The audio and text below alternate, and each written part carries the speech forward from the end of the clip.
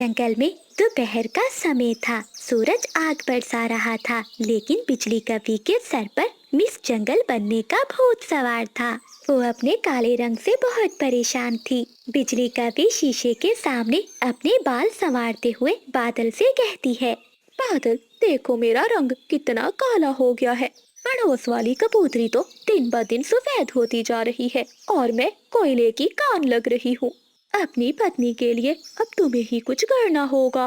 बिजली, तुम काली हो तो क्या हुआ, दिल वाली तो हो।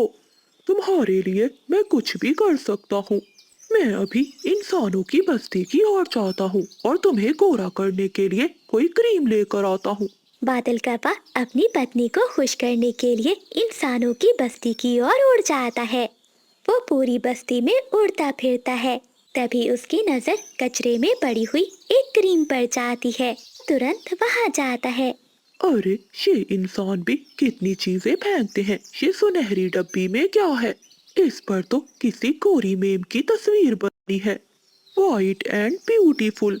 वाह वाह, ये मेरी बिजली के लिए ठीक है। अब मेरी बिजली भी गोरी हो जाएगी। बादल कौवा वो क्रीम की डिबिया उठाता है और वहां से जंगल की ओर उड़ता है। लेकिन वो ये नहीं जानता था कि वो क्रीम 10 साल पुरानी है और एक्सपायर हो चुकी है। देखो बिजली, मैं तुम्हारे लिए क्या लाया हूँ। बिजली, तुम भी अब इस गोरी मेम की तरह गोरी हो जाओगी। बिजली कभी ये देखकर बहुत खुश होती है। बादल जान, तुम मेरे हीरो हो। अभी देखना, मैं इसे लगाऊंगी और पूरे जंगल के पक्षी मुझसे जलेंगे। फिर बिजली कभी वो बदबूदार क्रीम उठाती है और अपने पूरे मुंह पर लगा लेती है। बिजली, ये क्रीम आंखों पर नहीं लगानी। बादल जी, तुम क्या चाहते हो कि मेरी आंखें काली ही रहें? मैं पूरी गोरी दिखना चाहती हूँ। थोड़ी देर के बाद बिजली कभी के मुंह से धुएं उठने लगते हैं। हाय हाय बादल, ये कैसी क्रीम है? ऐसे लग रहा है जैसे किसी ने मेरे मुंह पर मिर्चें छिड़क दी हो। हाय मेरी आंखें। बादल, मुझे कुछ नजर नहीं आ रहा, सब धुंधला हो गया है और बहुत जलन हो रही है।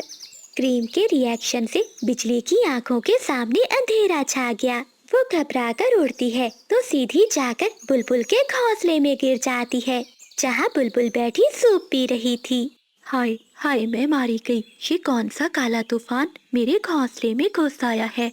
मेरी सारी मेहनत जाया कर दी। बुलबुल बुलबुल बहन, बचाओ, मैं अंधी हो गई हूँ, मुझे रास्ता नहीं मिल रहा। ऐसा कहते हुए बिजली का भी फिर वहां से भागने की कोशिश करती है। अब वो सीधी जाकर शहद की मक्खियों के छत्ते से टकरा जाती है। अब तो बिजली का चेहरा और भी चिपचिपा हो गया था। वो वहां से भागती है और शहद की मक्खियाँ उसके पीछे पीछे उड़ती है। भागती भागती वो चिड़िया के घर घुस जाती है, जहाँ कोमल चिड़िया, तोता और कबूतर बैठे हुए थे। वो तीनों बिजली को देखकर हंस रहे थे। पीछे से बादल कौवा रोता हुआ उनके पास आता है। चिड़िया बहन, तोते और कबूतर, मेरी बिजली को बचा लो। मैं तो इंसानों वाली क्रीम ला कर दी थी अपनी पत्नी को, ताकि इसका रंग गोरा हो जाए। मगर मुझे क्या पता था कि ये क्रीम अपना उल्टा असर दिखाएगी। हाँ दोस्तों, मुझे बचा लो, नहीं तो मैं मर जाऊंगी। मेरी आंखें बहुत जल रही है। तौबा तौबा बादल, ये क्रीम नहीं, जहर बन चुका है। अगर इसका इलाज अभी ना किया तो जिंदगी भर सिर्फ बिजली ख्वाबों में ही खुद को गोरा देख पाएगी। बादल बेचारा डर जाता है और तोते के पाँव पकड़ लेता है। बादल, इसका इलाज बहुत मुश्किल है, मैं बताता हूँ। आंखें वापस लाने के लिए कीचड़ में 3 दफा गोते लगाने होंगे।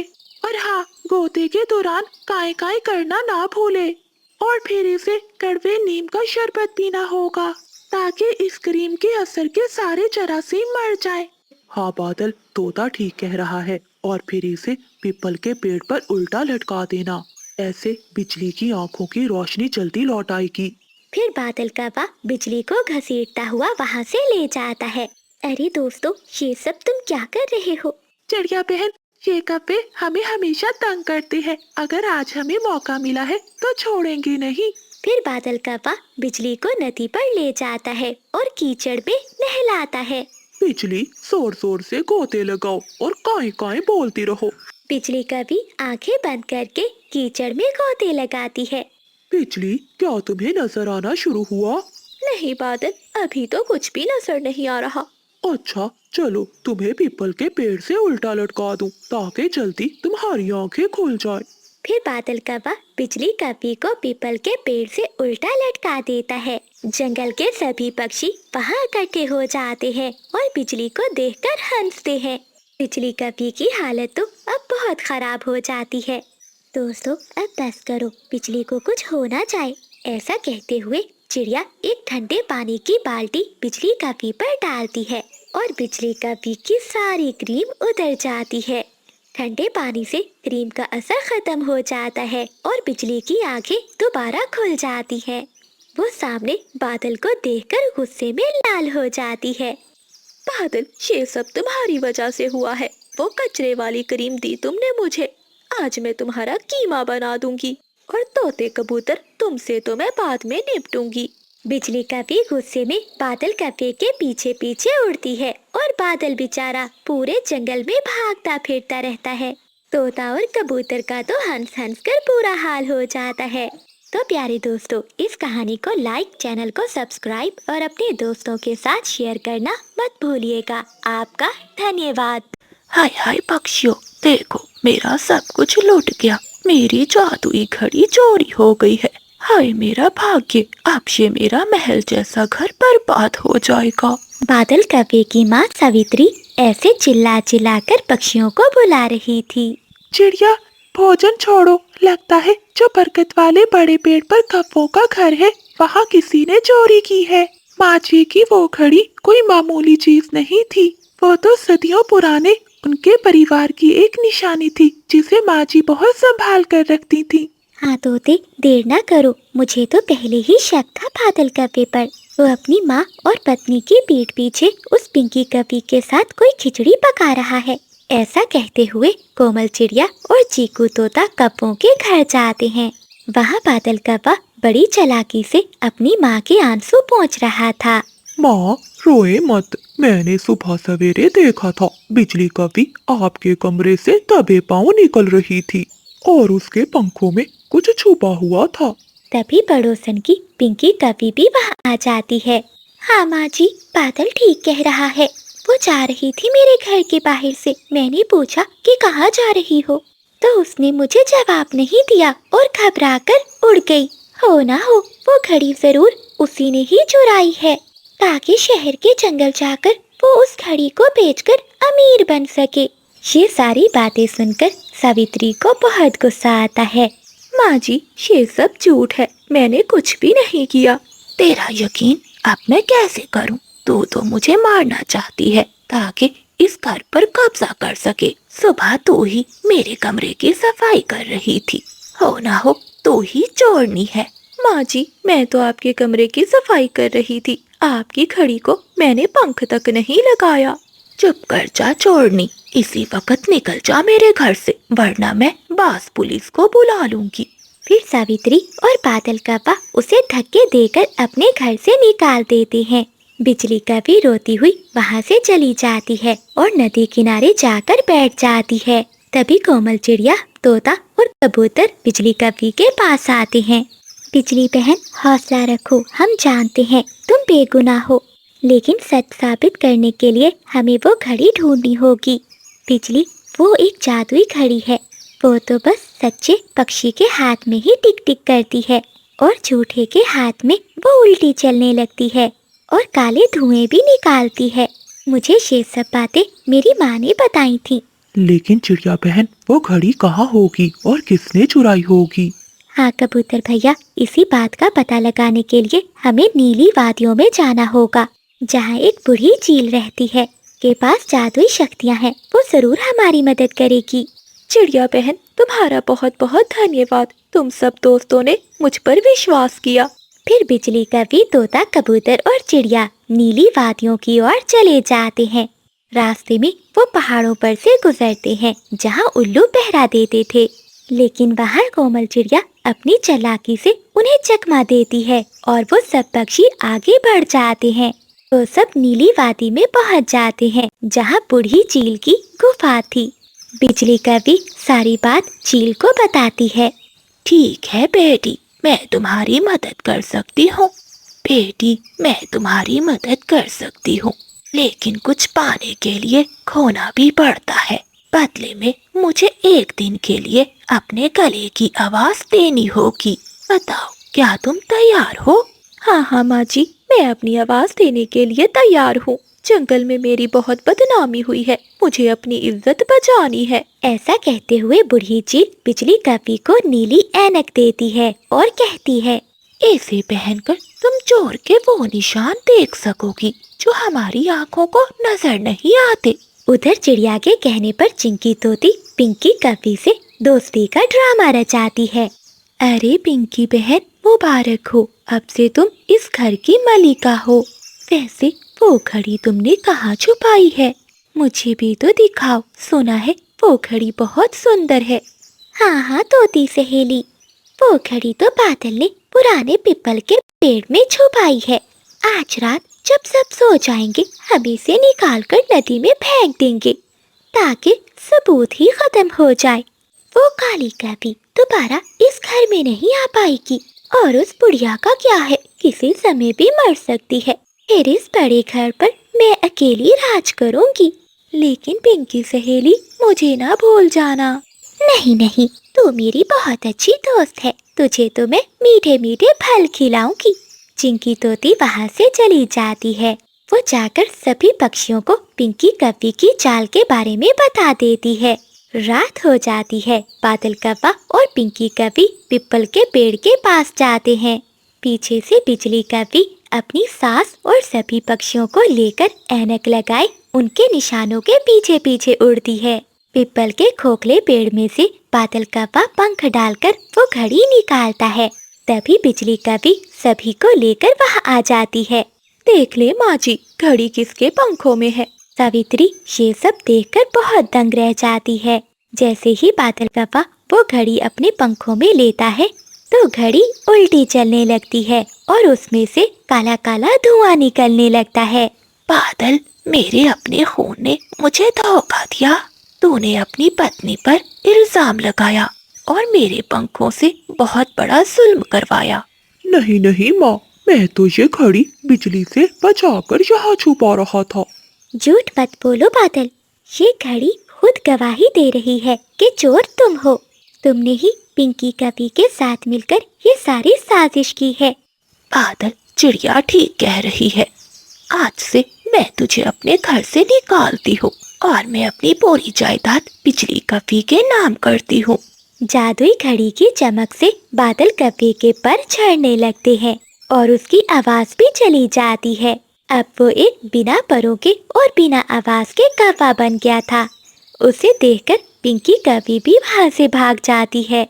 बेटी, मुझे माफ कर दे। मैंने हीरे की कदर ना की और कांच को ही अपना समझा। आज से ये घड़ी तुम्हारी अमानत है और तुम ही इसे संभाल कर रखोगी। सभी पक्षियों की बहादुरी ने एक बेगुनाह को इंसाफ दिलाया। बरगद के पेड़ पर वो बड़ा घर अब दोबारा खुशियों से भर गया था, क्योंकि वहाँ अब झूठ की कोई जगह ना थी। सच्चाई को छुपाया जा सकता है लेकिन मिटाया नहीं जा सकता। जो दूसरों के लिए गड्ढा खोदता है वो खुद इसमें गिरता है।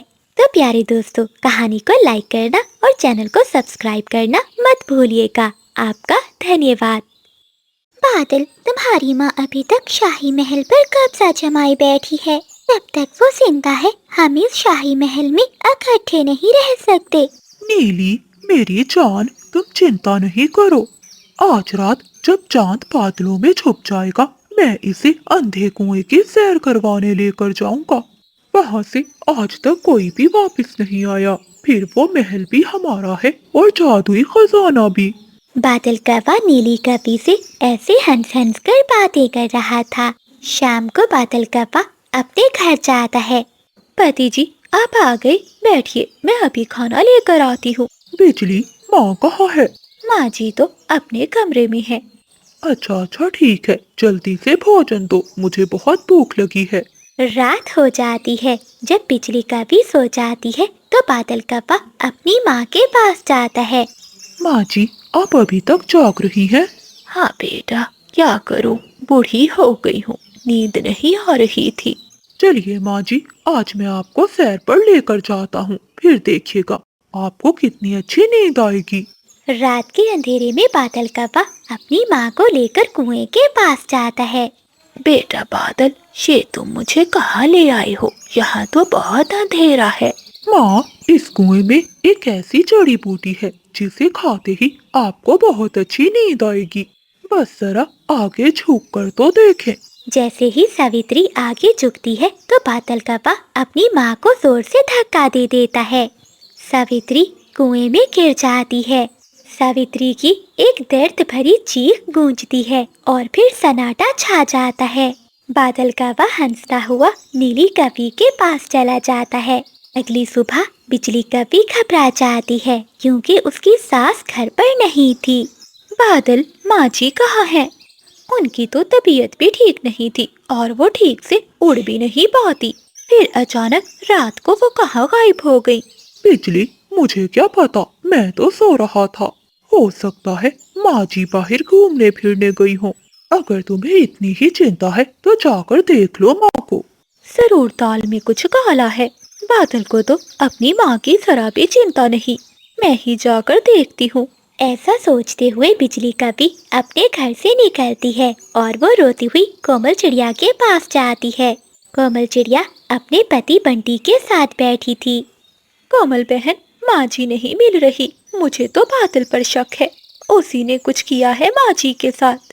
वो तो पहले ही अपनी माँ से बहुत लड़ता था कि सारी जायदाद उसके नाम कर दे। बिजली बहन, मुझे तुम्हें कुछ बताना है।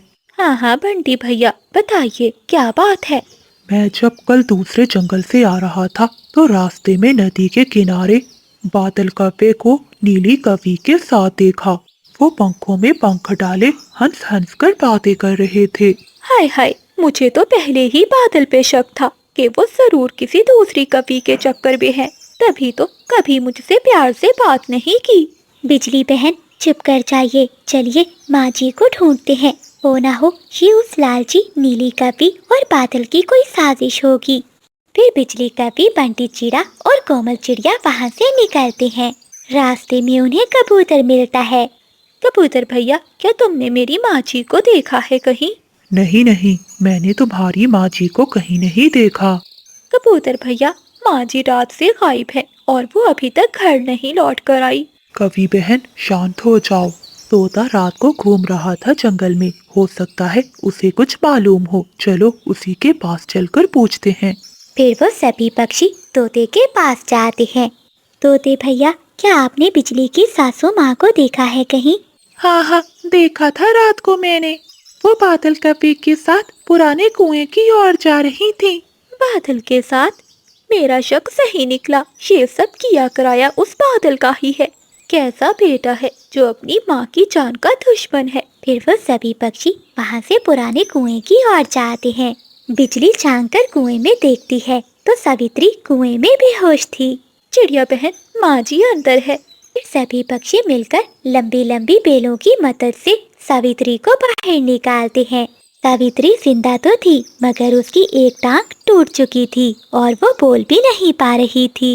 अपनी सास की ये हालत देखकर बिजली कवि को बादल कवि पर बहुत गुस्सा आता है। कोमल बहन, तुम माँ जी को अपने साथ अपने घर में ले जाओ और उनका ख्याल रखो। हम अभी इस काबिल नहीं है कि बादल और उस नीली कवि का सामना कर सकें। मैं नीले पहाड़ पर जा रही हूँ अपनी दादी से जादू सीखने। जब तक मैं वापस ना आऊँ तो बादल को पता नहीं चलना चाहिए कि माँ जी जिंदा है। ऐसा कहते हुए बिजली कवि नीले पहाड़ की गार में चली जाती है और बाकी सब पक्षी बूढ़ी माँ जी को लेकर अपने साथ चले जाते हैं। बिजली कवि गार में जाकर अपनी दादी से जादू मंत्र सीखती है। आग के शोले बुलंद हुए और बिजली के परों का रंग काला नहीं बल्कि नीला चमकदार हो गया। कुछ ही दिनों में बिजली कवि अपनी दादी से जादू सीख जाती है। वो वापस आती है और तोते से कहती है, तोते भैया, ये सोने की तरह चमकता हुआ पत्थर जाकर बादल को दे दो। ऐसा कहते हुए बिजली कवि तोते के कान में कुछ कहती है। तोता वो पत्थर लेकर बादल कवि के पास जाता है। बादल कौवा अपने घर में नीली कवि के साथ बैठा हुआ था। ये देखो बादल, गजब हो गया। मुझे तो यकीन नहीं हो रहा कि तुम्हारी माँ ने मुझे सच बताया था। क्या बताया था मेरी माँ ने तुम्हें? तुम्हारी माँ ने मुझे बताया था कि कुएं के पास वाले पेड़ में इनका पुश्तैनिक खजाना छुपा हुआ है। ये देखो, ये मैं सोने का पत्थर वहीं से लाया हूँ। ये देखकर वो दोनों दंग रह जाते हैं। ये देखकर नीली कपी की आंखों में लालच आ जाता है और वो बादल कपी से कहती है, चलो बादल, वो सारा खजाना हमारा है, अभी जाकर ले लेते हैं। ये कहते ही वो दोनों वहाँ से उड़ जाते हैं। जैसे ही वो उस पेड़ की खोखर में जाते हैं तो अचानक बाहर से खोखर बंद हो जाती है। अरे बादल, ये क्या हो रहा है? मुझे तो तुम्हारी माँ की आवाज सुनाई दे रही है। तभी सावित्री वहाँ आती है। बादल, मेरे बेटे, मेरे पास आओ, कुएं में बहुत ठंड है। अपनी माँ को देखकर बादल कौवा चीखने लगता है। नहीं नहीं माँ, मुझे माफ कर दो। ये सब इस नीली कवि का किया धरा है। इसी ने कहा था कि तुम्हें मारने से हमें खजाना मिलेगा। तभी बिजली कवि वहाँ आती है। बादल, तुमने अपनी माँ को मारने की कोशिश की। अब मैं तुम्हें ऐसा मजा सिखाऊंगी कि तुम हमेशा याद रखोगे। ऐसा कहते हुए बिजली कवि अपनी जादुई छड़ी घुमाती है और नीली कवि को एक चमगादड़ में बदल देती है। नीली, तुम्हारी यही सजा है। अब तुम एक चमगादड़ बनकर ही रहोगी। और बादल कवि को एक ऐसी सजा देती है जो मौत से भी बदतर थी। बादल, तुमने अपनी माँ के साथ बहुत बुरा किया। आज से तुम एक ऐसे काफे हो जो कभी काई काई नहीं कर सकेगा। जब भी तुम बोलोगे तो तुम्हारी चोंच से गधे की आवाज निकलेगी। नहीं बिजली, माफ कर दो मुझे। फिर बिजली कवि अपना जादू कपे पर करती है और अपनी सास को लेकर वहाँ से चली जाती है। तिलकवा अब जंगल के जिस कोने में जाकर भी बैठता, जब भी वो बोलने की कोशिश करता तो गधे की आवाज सुनकर परिंदे इसे पत्थर मारकर भगा देते और नीली कवि अंधेरी गारों में छुपी रहती है। जंगल में काली घटाएं छाई हुई थी। बादल जोर से गरज रहे थे। जंगल के नन्हे पक्षियों के दिल भी डरे हुए थे। कोमल चिड़िया भी अपने घोंसले के एक कोने में बैठी हुई थी, लेकिन चिड़िया की सास सावित्री अपना कंबल ओढ़े घोंसले में लेटी हुई थी।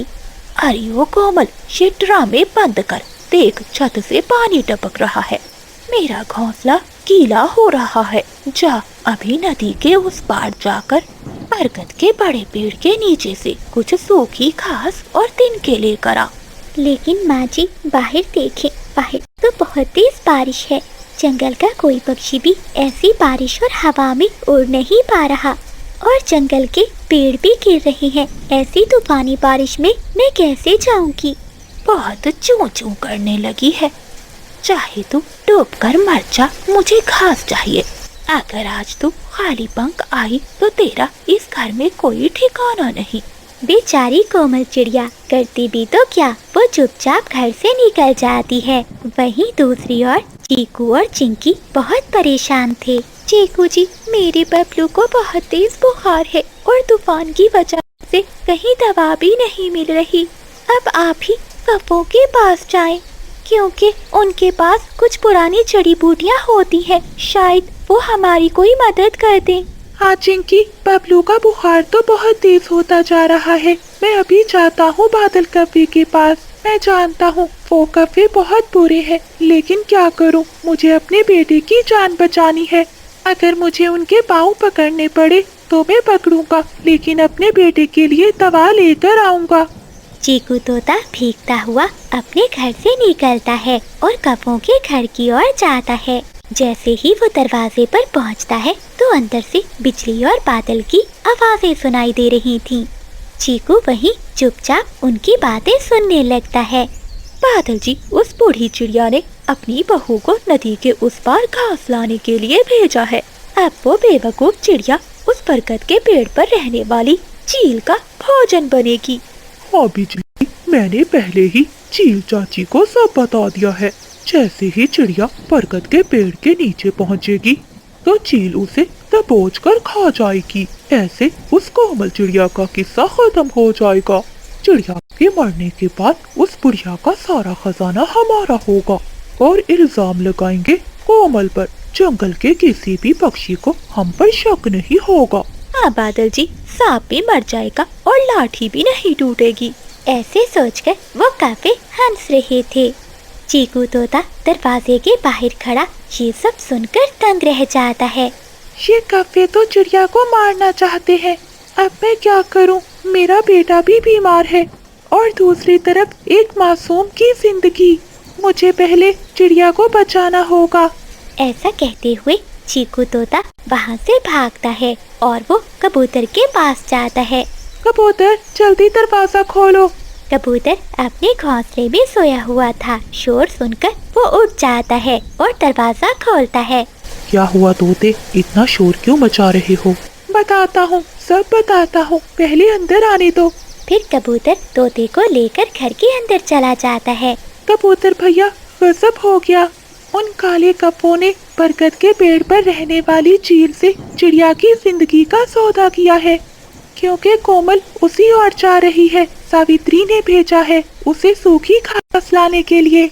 तोते यार, ये तुम सब क्या कह रहे हो? तुम्हें ये सब कैसे मालूम हुआ? मेरे बबलू को बुखार है, मैं तो दवा लेने गया था कौवों के घर। अगर मुझे क्या मालूम था वो कौवे चिड़िया के खिलाफ इतनी बड़ी साजिश कर रहे होंगे। अब हमें कोमल बहन को बचाना होगा। हाँ तोते, तुम ठीक कह रहे हो, हमें चिड़िया को बचाना होगा। लेकिन इस समय तुम घर जाओ अपने बेटे के पास। मैंने कुछ बुखार दूर करने की जड़ी बूटियाँ इकट्ठी कर रखी हैं। तुम ये बूटियाँ ले जाओ और अपने बेटे को इनका रस पिलाओ। देखना, सुबह तक तुम्हारा बेटा ठीक हो जाएगा और मैं अपनी जान पर खेलकर कोमल को बचाऊंगा। कोमल चिड़िया जैसे ही नदी पार करके उस बड़े बरगद के नीचे पहुंचती है तो पेड़ के पीछे छुपी हुई चील चिड़िया पर हमला कर देती है और वो उसे अपने पंजों में दबोच लेती है। मुझे छोड़ दो चील, मुझे छोड़ दो। क्या कहा? तुझे छोड़ दो? ऐसी बारिश में मुझे और कहाँ शिकार मिलेगा? ये तो भला हो उन कौवों का जो तुम्हें मेरे पास भेज दिया। वो चील चिड़िया को दबोचे हुए थी। पीछे से कबूतर एक डंडा लेकर आता है और चुपके से वो डंडा चील के सर में दे मारता है। चील वहीं गिरकर बेहोश हो जाती है। कबूतर भैया, आपने मेरी जान बचाई, वरना आज ये चील मुझे खा जाती। चिड़िया बहन, घबराओ नहीं, मुझे तोते ने सब बताया था कि ये कौवों की साजिश है। अब जल्दी से घर चलो। उधर चीकू तोता भी दवा अपने बेटे को पिला देता है। चीकू जी, बबलू अब ठीक लग रहा है। देखिए ना, अब वो आराम से घोंसले में सो रहा है।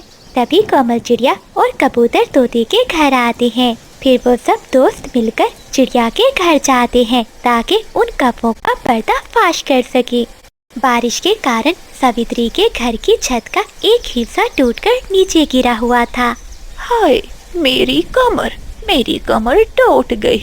बिजली, बादल, मेरी मदद करो। बुढ़िया, अब बारिश में नहाओ। मैं और बादल जी चले तुम्हारा ये खजाना लेकर। ऐसा कहते हुए वो कौवे वहाँ से चले जाती हैं। तभी कोमल चिड़िया अपने दोस्तों के साथ वहाँ पहुँच जाती है। वो अपनी सास को उस टूटे हुए छत के टुकड़े से निकालती है और उसे नरम घोंसले में बिठाती है। बेटी, मैंने तुझे मरने के लिए भेजा और तू मुझे ही बचा रही है। मैंने तेरे साथ बहुत गलत किया, मुझे माफ कर दे।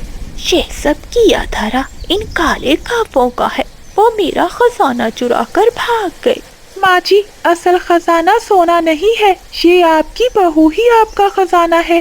बादल और बिजली को तो अब उनकी चील चाची ही सबक सिखाएगी। जैसे ही बादल और बिजली वहाँ से सोना लेकर जा रहे होते हैं तो चील उन्हें रास्ते में रोक लेती है। कहाँ भाग रहे हो? आज से ये खजाना मेरा है।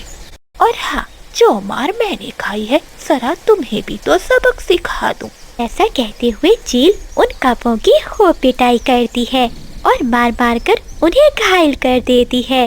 वो दोनों अपनी जान बचाकर वहाँ से भागते हैं। चिड़िया बहन, जब तक बारिश नहीं रुक जाती और तुम अपना घोंसला फिर से नहीं बना लेती, तब तक तुम और माँ जी मेरे साथ ही रह सकती हो। ऐसा कहते हुए कबूतर उन सबको अपने घर में ले जाता है। चिड़िया बहन, तुम्हारे पंखों के बने हुए पकोड़े बहुत स्वादिष्ट होते हैं। आज हम सबको वही बनाकर खिलाओ। हाँ कबूतर भैया, मैं अभी बनाती हूँ। फिर कमल चिड़िया रसोई में जाती है और सभी पक्षियों के लिए पकोड़े बनाती है। फिर वो सभी दोस्त पकोड़े खाते हुए बारिश का मजा लेते हैं। दोस्तों, बारिश की हर बूंद हमें ये सिखाती है कि बुराई चाहे कितनी ही तेज क्यों ना हो, सच्चाई का दिया कभी नहीं बुझता। तो प्यारे दोस्तों, इस कहानी को लाइक, चैनल को सब्सक्राइब और अपने दोस्तों के साथ शेयर करना मत भूलिएगा। आपका धन्यवाद। बादल, जब तक तुम दूध जैसे सफेद नहीं हो जाते मुझसे बात मत करना। मैं इस जंगल की शहजादी हूँ। मैं किसी कोयले के साथ नहीं रह सकती। जरा देखा है उस बंटी कबूतर को, कितना गोरा चिट्टा है, स्मार्ट है। जब तक तुम अपनी ये काली शक्ल नहीं बदलते मैं तुमसे शादी नहीं करूँगी। मेरी जान बिजली, रंगत में क्या रखा है? मेरा दिल तो सफेद है ना। तुम्हारे लिए शहर के कचरे में से पिज्जा लाता हूँ। मुझे तुम्हारा दिल नहीं, चेहरा गोरा चाहिए। जाओ और कोई हल निकालो, वरना मैं कल बंटी कबूतर के साथ शहर उड़ जाऊंगी। ऐसा कहते हुए बिजली कभी वहाँ से चली जाती है। अब मैं क्या करूँ? उल्लू के पार्लर में जाता हूँ और फेशियल करवाता हूँ। शायद मैं भी गोरा चिट्टा बन जाऊँ। जंगल में गर्मी बहुत थी, लेकिन बादल कव्वे के दिल में एक अलग ही आग लगी हुई थी। उल्लू यार, मुझे गोरा कव्वा बना दो। बिजली ने कहा है कि मैं बहुत काला हूँ, इसलिए वो मुझे छोड़कर बंटी कबूतर के साथ दोस्ती कर लेगी और यहाँ से चली जाएगी। बादल, तुम चिंता नहीं करो, मैं तुम्हें गोरा चिट्टा बना दूंगा। बेचारा बादल कव्वा बहुत परेशान था।